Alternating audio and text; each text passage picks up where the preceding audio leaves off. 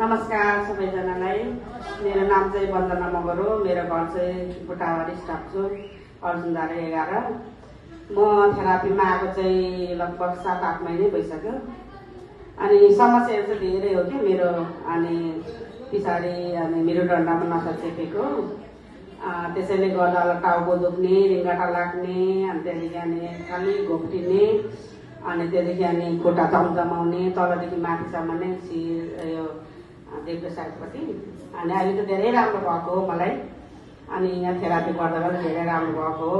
अनि सबैले नै राम्रो हुँदै हुँदै आएको। आज यो अहिलेको E5ले चाहिँ झन् धेरै राम्रो भयो कि मलाई। अनि यो मेरो चाहिँ फेरि यो हात पनि दुइटै भाँचिएको होइन। अनि यो भाँचेर बाङ्गो भइरहेछ। अनि यतापट्टि स्टेलै बोकिरहेको छु। अनि यो हात चाहिँ दुईपट्टिकै हात चाहिँ मेरो मुठी हुँदैन थियो मजाले। हल्का चाहिँ हुन्थ्यो तर मजाले ट्याप्पै भएर मुठी हुँदैन थियो। जब यो E5 मैले गरेपछि चाहिँ आज 3 चोटि भयो मेरो। अनि E5 गरेपछि चाहिँ मजाले मुठी हुन्छ क्या। ल जोरदारको तालियामा भयो। अनि हाम्रो स्वास्थ्यको लागि चाहिँ राम्रो हो, सबैभन्दा राम्रो E5 चाहिँ हाम्रो नसाहरूको लागि चाहिँ भन्ने मलाई चाहिँ अनुभव भयो।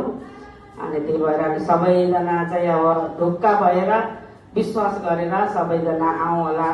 अझै सक्यो भने साथीहरू ल्याउँ होला। अझै डबल गर्नु पाइँदो रहेछ होइन। अनि सबैले गरौँ भन्ने, सबैजना चाहिँ विश्वास गरेर आइदिनु होला, साथी ल्याइदिनु होला भन्ने म चाहिँ चाहन्छु। सबैजना नमस्कार। ल बुबा